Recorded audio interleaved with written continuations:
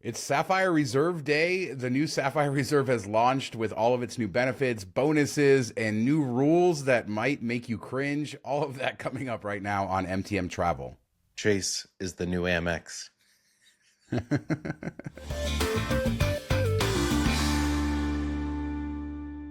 So, Mark, before we get into the heart of the show, which is all this Chase stuff, the Sapphire Reserve stuff, we'll cover the bonuses, what you're getting with the cards, what's happening to existing cardholders, the new rules that came up that look pretty bad, actually.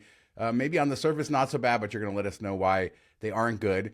But we kind of hinted on the last show, we hadn't got all of the confirmations yet when we had recorded it that Amex was going to get jealous. And before we get into all this, Amex came out right before Chase officially announced everything and said later this year, the Platinum card is getting refreshed. So they were feeling a little left out. Yeah, it seems like they want to be number one in terms of annual fee. They've always had the highest annual fee. So as soon as Chase came out, and they had already been rumblings that they were going to be refreshing it, but you knew that with Chase coming out with this almost $800 annual fee, that Amex wouldn't be far behind. They're usually the ones to push the envelope on things, and then we saw another negative change coming. It kind of leaked out ahead of all of this with the business platinum card, which I think is a huge miss on their part. Yeah, so the rumors from Doctor Credit are that the annual fee on the platinum cards will go up to $8.95. So leapfrogging Chase. So we'll see how that happens later this year. I'm sure they'll come up with new coupons. They did remove a big benefit from the business platinum card. Previously, you would get a 35% points rebate on any first or business class sort of ticket. And now it's just your chosen airline, the airline that you choose for your credit, you get that rebate across all classes. So definitely a downgrade there. So they wanted to get in the news, I guess, so we could learn that it's going to be an even higher annual fee and taking away benefits. But we're talking about them. Yeah, no news is bad news, or so they say. But this is a big deal, I think, because you only have a select amount of domestic airlines that you can choose for this perk, and it kind of limits what you can do. I know our buddy Randy used it when we went on my trip to Iceland and everything for my 40th birthday. He found a really good fare on Iceland Air and booked that using the Biz Platinum, and it was cheaper than you could have used booking, an American Airlines flight or Delta flight or whatever using points.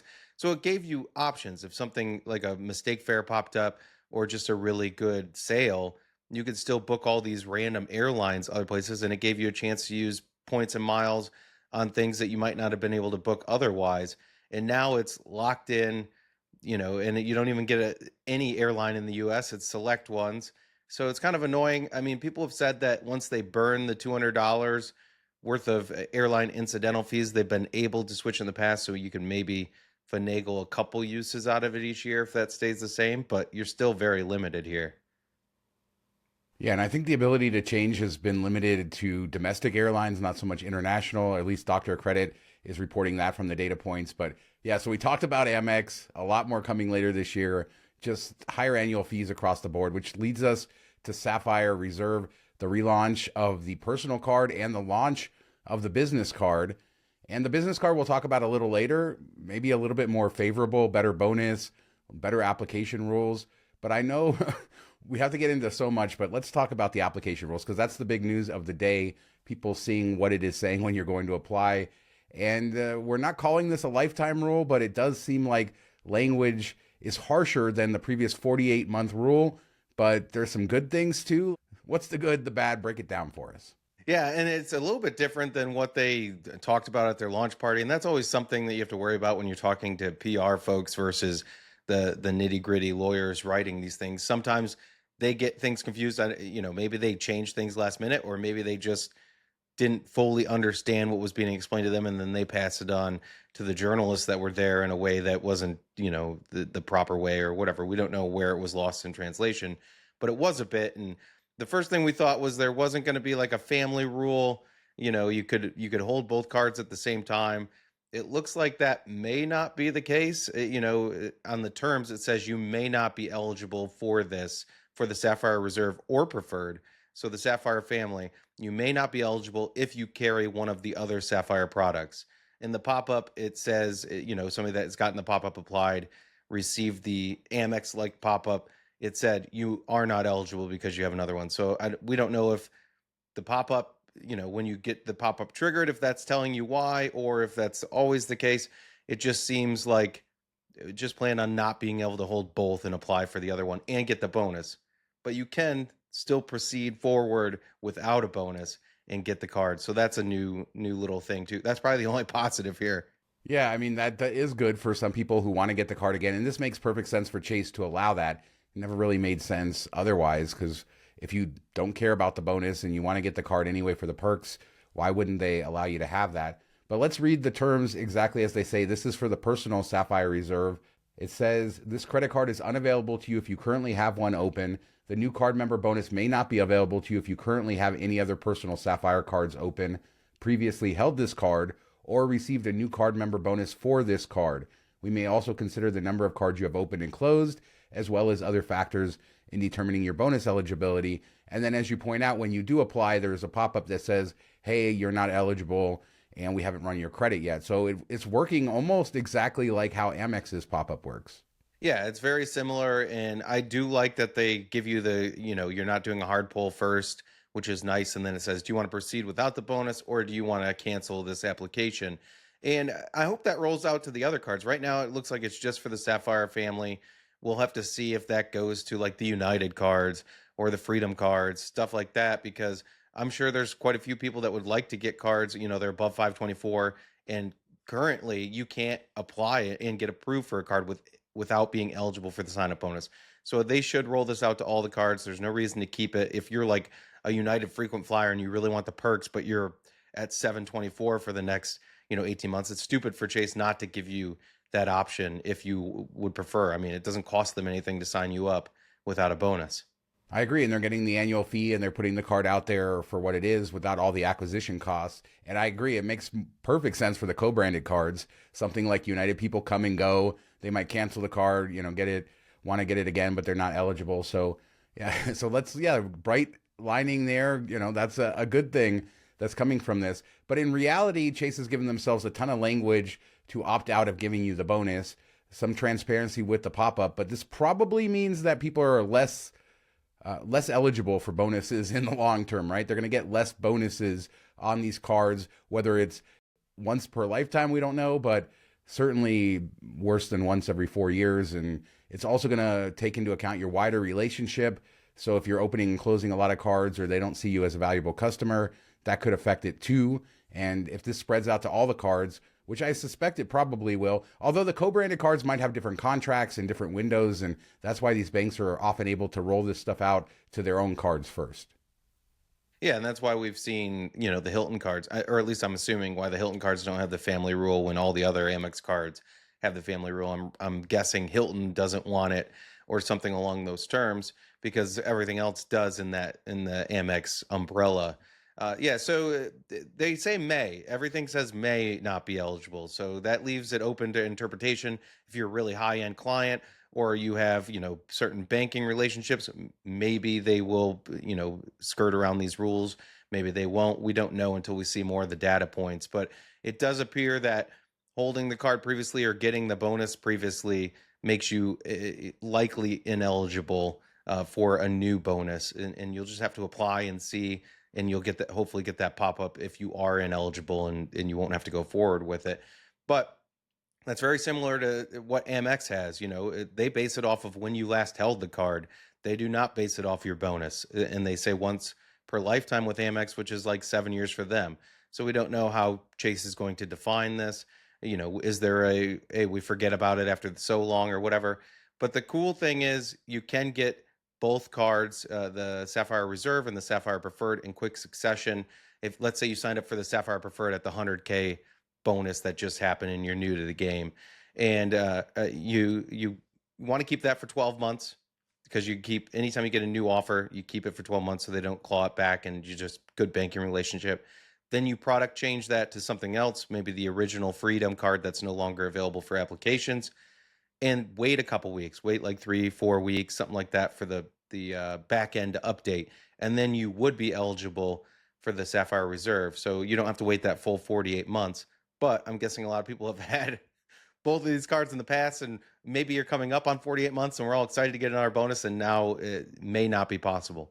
Have you heard anything about them being a little bit looser with this? A lot of times when new rules happen and they launch new things, the rules can be a little looser as they sort of figure things out and people can kind of slip through the cracks. Have we heard anything about that? I haven't seen any data points as of yet. I did see somebody posted that they were over 524 on the business card and were approved, but so often when we see people post that, it was like 724. So often we see somebody post that they counted things wrong, something along those lines. If it's near 524, I like to think err on the side of human error there, adding things up. So we'll have to see how that plays out. But I haven't seen anything that's a bright spot yet. And the downside, I guess, is less. You can fill out the application. So the pop up comes after you filled out the entire application, you hit submit, right? Then it'll pop up. So you got to kind of be committed in order to see if you're going to get the pop up because if they accept you, then you have the card. I mean, I guess you can turn down the card too, but who does that? Yeah, and well, you can't because if you turn down the card, you may not be eligible for a bonus in the future because you technically have held it, even if you try to cancel it. I don't know how the system would work, but that would, yeah, only do it if you want it or know that you can meet the minimum spend. But if you're like, oh, I could do this, I don't think I'll be eligible. You can throw one out there and see. It sounds like they won't do a hard pull until after you process through the pop-up. So there doesn't seem to be risk there. We'll have to wait and see if anybody reports that they did get a hard pull, even though they just got the pop-up. But yeah, it's murky. Like at least Amex is pretty clearly defined. This is less so, and I don't know if that's by design or what, or they just want to give themselves outs in case certain people are good. Maybe we'll see no lifetime language offers similar to what Amex has, something like that, where they target individuals and they want this May to work around that. I don't know. It'll be interesting, but let's talk about the bonuses because they launched some massive bonuses on these cards, starting with the Sapphire Reserve personal card, which you're going to get 100,000 points plus $500 Chase Travel credit after 5,000 spend in the first 3 months. I believe this is the best ever bonus for this card when you factor in the $500 Chase Travel credit. Of course, the annual fee was never $795 before, but if you apply now, going forward, the new card is here. You're going to pay the higher annual fee. It used to be $550. So if you look at it, you still have the $300 travel credit. It's a pretty massive sort of first year bonus, 100,000 plus the Chase Travel credit of 500. Just between the 500 travel credit and the 300, that's kind of offsetting your annual fee. I'm kind of bending over backwards here. Plus you get the points and all the perks. And we'll talk about the perks in a second, but on the surface, if somebody hasn't had this card before, is now the time to get the Sapphire Reserve? Yeah, I think it makes a lot of sense. And I mean, the downside to this is people that upgraded trying to lock in the lower rate. If you had never had the Sapphire Reserve before, does that kind of handcuff you from getting the bonus in the future, which kind of stinks, but that's the way I'm reading the terms. We'll have to wait and see with data points, but I think if you've never had the card before, you're eligible. We're assuming 524 is still in place. It was never a written rule. We haven't seen it, written. They don't really ever talk about it, but it's safe to assume that that's still locked in. I doubt that they did all this other stuff without leaving that those guardrails up. But if you're eligible, I think it's worth it. I mean, most cards are worth it in the first year. It's the second year that when things get a little sticky and you have to really decide things. But yeah, if you can use the travel credit and use the portal credit, which should be fairly easy to travelers out there, you're offsetting the fee. All the other perks are just positives plus the 100,000 points.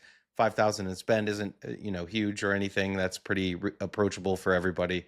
So I think, yeah, if you can, go for it. I plan to go for it. We've never had the reserve card, either of us. We're well over 524, but I'm going to throw one in there and see if I get the pop-up.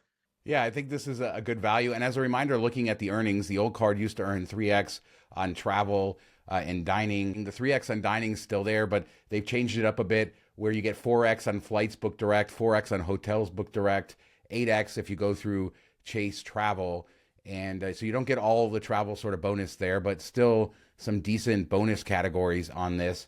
Yeah, and I wonder, a lot of people are upset about the loss of all travel 3x. I think they should have kept all travel 3x and then given higher for airfare and hotels because a lot of people do use this card for cruises, for tolls, for car rentals, all that stuff. And now they're getting 1x for that, which is sad. And then, in the past, the travel credit, when you use that, you didn't earn points on it. So I wonder if you won't earn points on the $500 Chase Travel credit. I'm guessing if it comes off like the top, like it's an instant credit, then you definitely won't get it. If it's a statement credit, then we'll have to see how that plays out. But that'd be nice to get 8x on that $500 and spend. And I think people will enjoy that it's 8x on everything versus like 10x for this and 5x for that. And it was just kind of annoying. But booking through portals has their downside too. For sure. And yeah, I think it's kind of surprising that they didn't at least throw in a 2x for travel. Clearly, they're trying to make the economics of the card work and they have all this data. And when you bonus somewhere else, you have to make it up somewhere else. And this is the balance that they went for, trying to kind of drive you to their travel portal above all else. And yeah, I think there are definitely people who are missing out on that. There's some other perks now that you have, including this $500 credit for stays with the edit. And the way that works is $250 every 6 months. But if you look at the terms, you have to have a 2-night minimum. So they figured out how to do it different than Amex and basically lock you into actually spending some money. Yeah, and I wonder, I've never looked at the edit program. I don't know if there's some budget friendly hotels that you can get for under $200 a night. FHR used to have a lot of those where you could basically stay for free. It's less so now, especially with Vegas being expensive and a whole bunch of the Vegas options dropping out of FHR. So we'll have to play around with that and see if this is actually a useful perk or if it's just, a discount off an expensive hotel room that you're never going to book anyway. And continuing on with some of the stuff, you have a $300 dining credit through Sapphire Reserve exclusive tables. That's $150 every 6 months. $250 in Apple TV Plus, Apple Music, $120 Dash Pass, which expires after 12 months. It's the most annoying thing because you have to sign up and then remember to cancel it or you're going to start getting hit for that. There's also the Dash Pass promos. So what is it? $5 in monthly food credit, 2 $10 vouchers on groceries. So you can see the couponing happening here. StubHub, $150 credit every 6 months, $300 total in a year. Lyft, you get $10 a month in credit. And then Peloton credits as well. As you said, these are really value adds. And for some people who are paying for Apple TV, Apple Music, this might make sense. You buy a lot of tickets on StubHub. But I think the dining credit is probably the one that's the most exciting. I think there's a decent amount of restaurants I could go to. And this really shouldn't move the needle for cities. Yeah, I think it's more limited than we see with like Resi and stuff like that as far as how many restaurants are and how many cities are in it. But everybody listening is a traveler, so you should hopefully go someplace that has a restaurant that can work. But it's you have to use brain power to do it. It's not an easy one. It's not like their travel credit where you just of course I'm going to put at least $300 worth of travel on this card. So they made it a little bit more difficult, more Amex coupon-y, which is annoying. I do think the Apple will be useful to a lot. A lot of people have Apple TV, a lot of people have Apple Music, so those ones will probably be near full cost value for a lot of people, which is nice. StubHub, StubHub's not a great company in my experience, so that's kind of rough. But even if you don't go to sporting events or music concerts or anything like that, you could potentially buy a ticket and just resell it back on StubHub and try to recoup some of the fee there. So there's options. It's funny. I don't know. Maybe I've just missed this, but they put the dollar value on there of the Priority Pass membership, $469. That's the value of your Priority Pass membership. They have kept the 2 guest benefit on that, and some other cards have gone away from that. So it's nice to have that as a benefit. But I think overall, this is good to sign up for. I saw Gary Leff make a point, and I know that you don't love the higher annual fee, but he was basically talking about existing cardholders. If you were already paying $550 and the card was worth it to you for $550, did they add enough in this $245 increase to justify it? And I think they probably did for a lot of people. I know the dining I'll be able to use fairly well.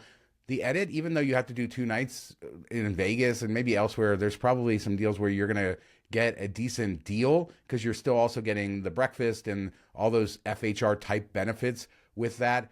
Apple Music, that's something I do pay for, and Apple TV Plus, so those are direct into my pocket. So when I look at it that way, as somebody who does currently have a Sapphire Reserve, I see the potential value there, but I also am tired of paying $800 annual fees. And even if you're squeezing out incremental value over what you're paying, do you really need to lay out all that money in the beginning to do it? And especially business-wise, for people who there never was a business card, there's other things to consider over there as well, which we'll talk about in a minute. But has your view of the value of this card changed? When I thought of it that way, I was like, yeah, it probably does make sense, but it's also just more of a question mark now at $795. Yeah, I think if you were in at 550, this is, something that you can talk yourself into. I was out at 550. I didn't think it was worth it at $550, so I'm definitely out here too. I do think they added better perks than the Amex Platinum, like the Walmart Plus membership. Like that didn't feel very exclusive. This is a little bit better. The DoorDash stuff is so annoying because if you set it up with another card, people have problems setting up a second one on the same card. A lot of times the credits revolve around which one you have the dash pass for. Maybe you let those ones run out and then set up the new. I don't know. I don't know if anybody's found a workaround on that, or having multiple DoorDash accounts, however it is. But it just seems like a lot of hoops to jump through for $5 off a restaurant purchase and two $10 DoorDash market pickups. It's just stupid. So I like Apple Music, Apple TV. I think is good.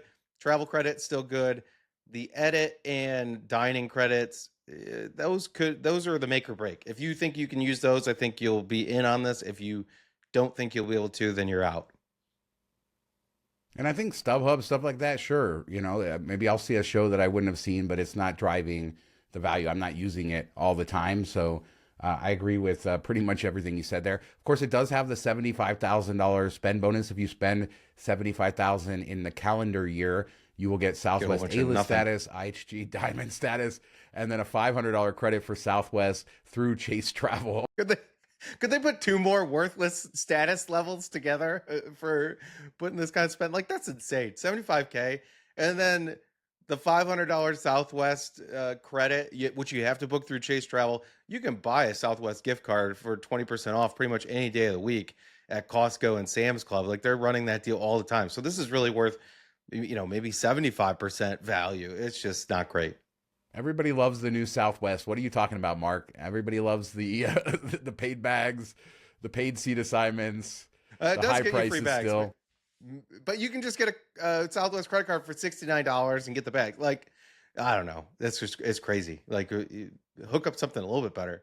You already get the IHG. Have you ever noticed any difference from IHG Diamond to IHG Platinum? Like, I don't think there's any noticeable difference. And you get that with the card without spending anything. And that's new for Sapphire Reserve, the platinum status that you do get just for having the card. And then, Diamond gives you breakfast, and I've had breakfast at a couple Holiday Inns because of that. Everybody gets breakfast at Holiday Inn Express. Well, these were regular Holiday Inns, fancy Holiday Inn buffet breakfasts. A-list status will become more valuable as they do this transition because you will get access to preferred seating, stuff like that. As they've added more fees and change, I guess it'll be more valuable there. But yeah, not the biggest status in the world, but it really depends on what you're doing. Let's talk the business card because the headline on this thing is 200,000 points for a bonus, which is really, really good. I think we've seen 200,000 on ink cards before. Am I remembering that wrong? I think it might have been like a targeted thing that got up that high, but I think publicly maybe 120K is the highest. So that's what my memory is going off of. But you will have to spend $30,000 compared to the $5,000 on the personal card, and that's in 6 months. So really targeting businesses, and a lot of the card is the same annual fee, a lot of the same credits, although the earning is a little bit different. You get 8x on Chase Travel, 5x on Lyft rides, 4x on flights and hotels direct, just like the other card. But you also get 3x on social media and search engine advertising, and then 1x on all other purchases. And it has a lot of the same benefits too, except with your sort of lifestyle benefits. You're now getting DoorDash, ZipRecruiter, you get the Lyft credit. You also get a $200 Google Workspace credit. That's something I actually spend money on myself as well. That's when you used to have an @milestomemories.com email. That's what that is. Oh, okay. All right. Yeah. Okay. So that makes sense. That would be good use for businesses. I don't know if ZipRecruiter is going to be super useful for a lot, but I'm managing a large amount of businesses do use ZipRecruiter, so that could be good. Maybe not so many people in this space that have, smaller one-person businesses, sole props, that type of thing.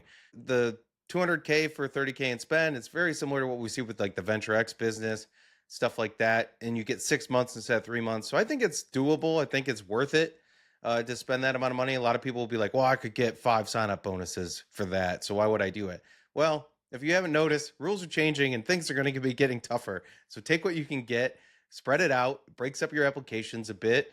gives you something to chew on for a while, and it's a big bonus. I do not discount it just because it requires $30,000 in spend. That's the same. Biz Platinum's 20,000 for 150K. A lot of times, some people get 250K. So we're still in like that realm of all the expensive business cards with their big bonuses. Yeah, that's like over 40 nights in a Category 1 Hyatt. So there you go. No, I mean, they are more valuable than Amex points. Yeah. And it's a decent sort of deal. Now, there is no language like we talked about before on the personal cards in the application rules on the business card. Now, business cards with Chase have historically been much tougher to get. Depending on who you are and how well established you are with them, it's not nearly as easy as the personal cards to get. So it may just be a little bit stricter. Mark said there was a data point. Somebody anecdotally said they were over 524. We don't know. We would expect that 524 applies to this just like everything else, but it's always been that unwritten rule, as you said. So maybe people will sneak one through. Yeah, I think it's worth a try, especially if the pop-up is on the business card too. I haven't seen that yet, so I don't know if that's the case or if it's just staying on the personal cards. But recently Chase has been really kind of hard to get past if you have three business cards. So I wonder if they'll allow people to get a fourth now with the Sapphire Reserve business card being out there, like they want them to have the whole lineup of cards. But I will say overall that I think this is the worst of the other inks that earn points. And I think it's substantially so. The nice thing about this one versus the personal reserve is that you can add authorized users or employees at no fee. With the reserve personal, it's the fee went up. We forgot to mention this from I think 125 or from 75 to 195.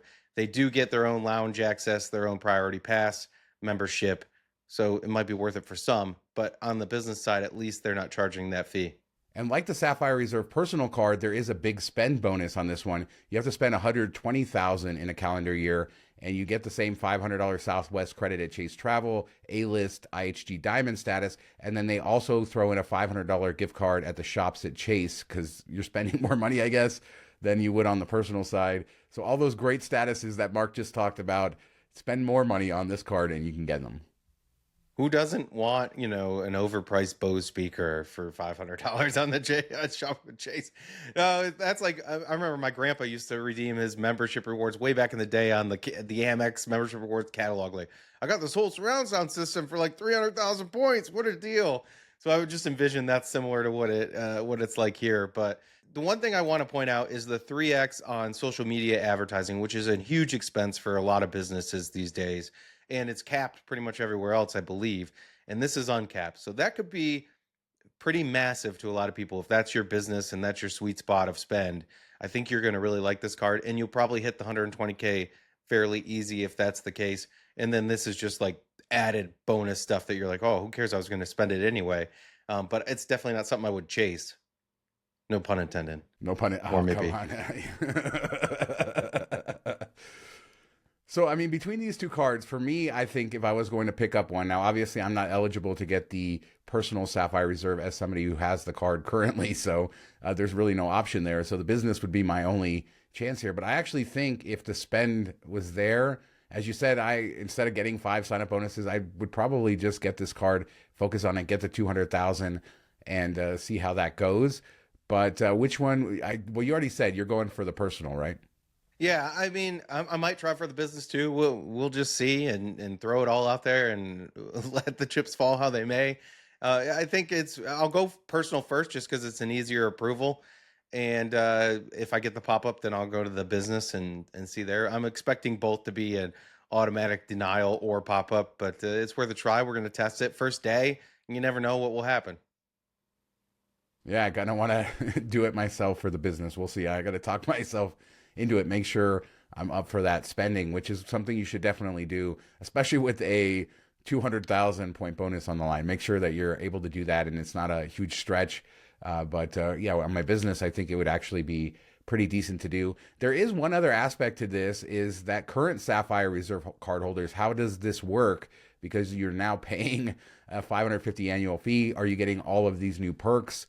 What is the timeline for that? And I This morning I actually woke up, Mark, and they sent out this email to Sapphire Reserve cardholders that broke this down beautifully, like in the best, most easy So they can't way write sort of possible. application terms, but they'll let you know when your changes are happening well.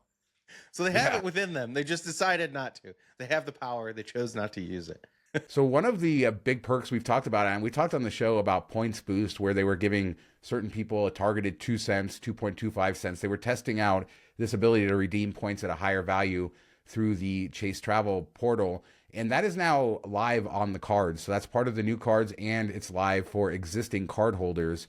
So that's going to depend on which brands and different itineraries. There's really no rules as to know what will, but you can toggle it when you're searching. And that is now live today for reserve card holders. If you didn't have it before, I already had it. But October 26th is the date to kind of really look at.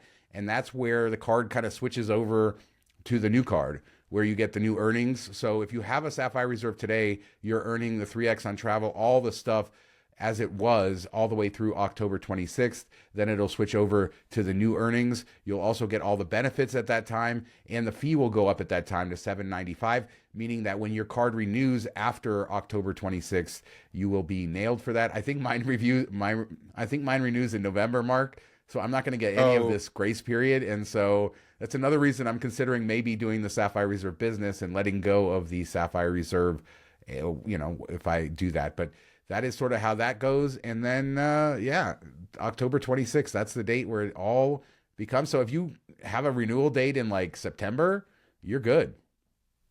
Yeah, I think that's kind of weird that they did it this way. Usually they don't. Usually it's immediately current cardholders get all the perks, and then on their next annual fee will post.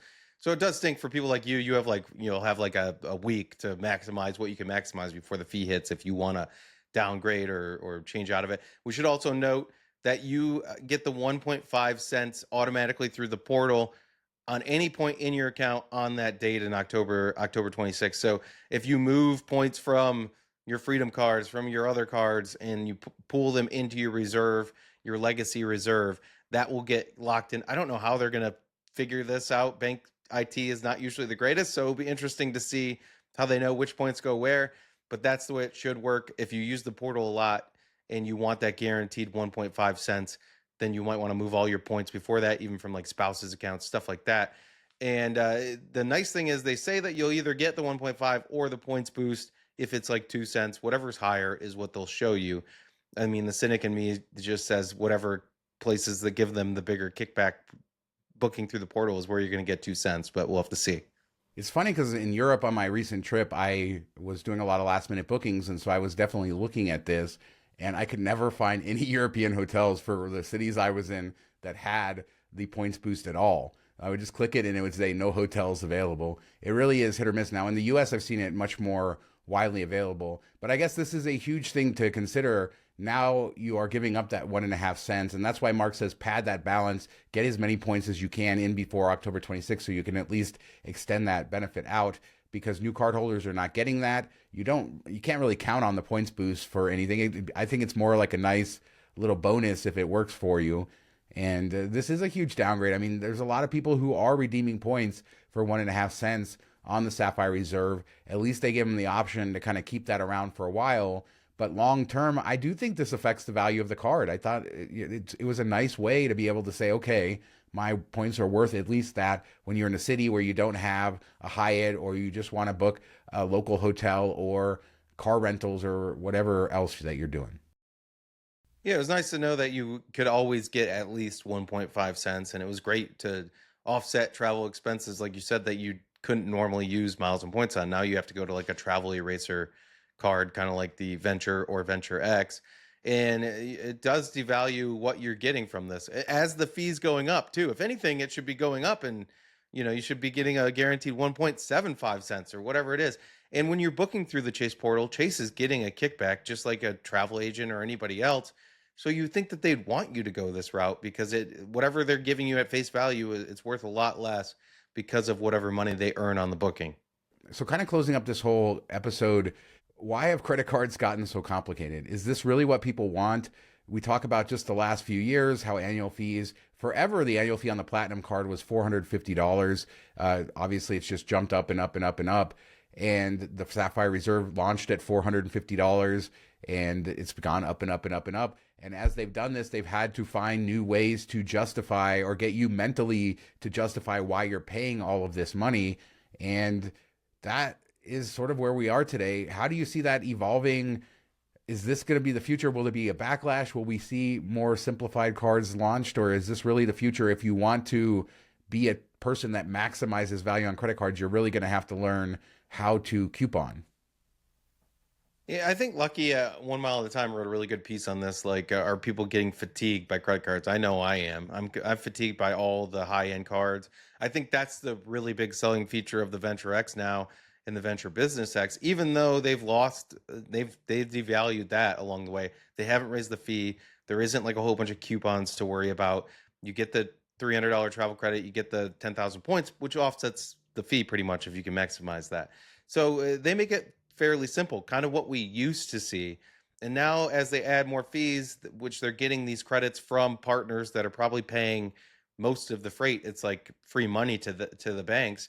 I see why they're doing it, but I think they're trying to find that break point where, okay, we're not adding the amount of people we want. So people are, this is too much. But right now they're probably adding, at the 550 spot, they're probably still adding too many people. That's why we see overcrowding in lounges. Are they trying to find that point where they have lounges are pretty full all the time? We have enough credit card holders, but we're not swarming in them. I don't know. It's interesting, but I think we're getting really close to the point where a whole bunch of people say, no more, I'm done. When Sapphire Reserve launched with its $450 annual fee and the $300 travel credit, it was very simple. It was just like the Sapphire preferred $95. This is $55 more. After you factor in the travel credit, do you get the value out of that? It's just a much simpler thing to figure out than now looking at, do I use this service? Do I use that service? Am I going to get that value? What does it work? And yeah, it's just become sort of exhausting, and you wonder why, people just give up and use their debit card. This made me think, okay, would you rather have the card now with all these credits at $795, or would you rather them offer it to you for $550 like it was, but in the old terms, no credits? You get the $300 travel credit. There's no other weird perks.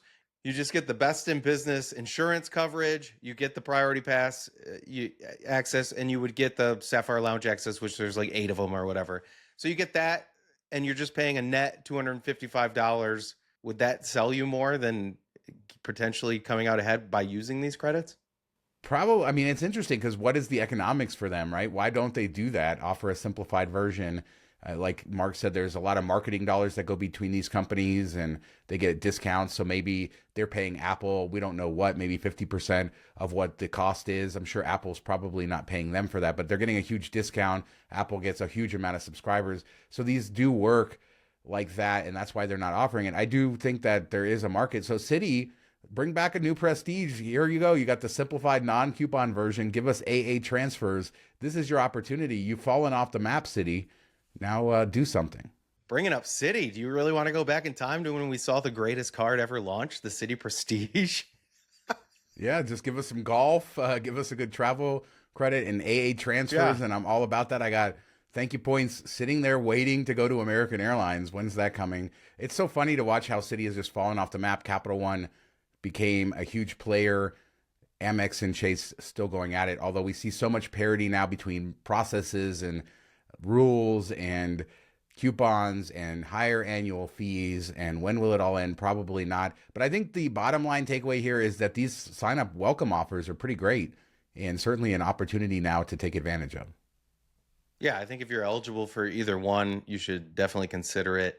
The business, I would lean towards the business because the application terms seem easier, and I think a lot more people are going to be eligible for that versus the personal, with everything that may or may not happen according to what you've done in the past. I think the business card is where a lot of people are going to lean.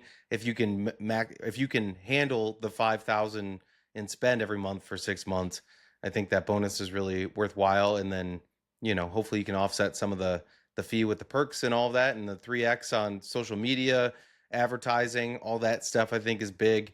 So I think that came out a bit ahead. It's not as much of the dog poo. I think it's okay, but let us know what you guys think. Next week, I'll talk more of my travels. I wanted to talk about Carnival gutting their program, what that means for the future of loyalty programs. Mark kind of poo-pooed it, but we'll talk about that next week because I think it has wider implications We got for lifetime Savannah statuses. Bananas too.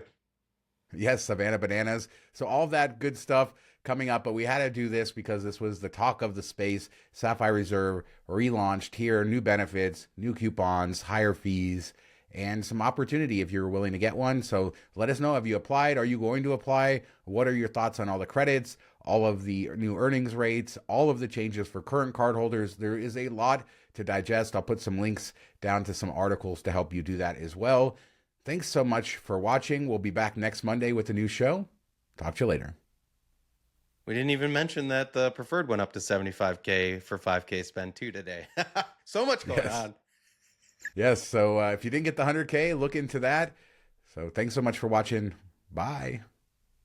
Have a good week, everybody.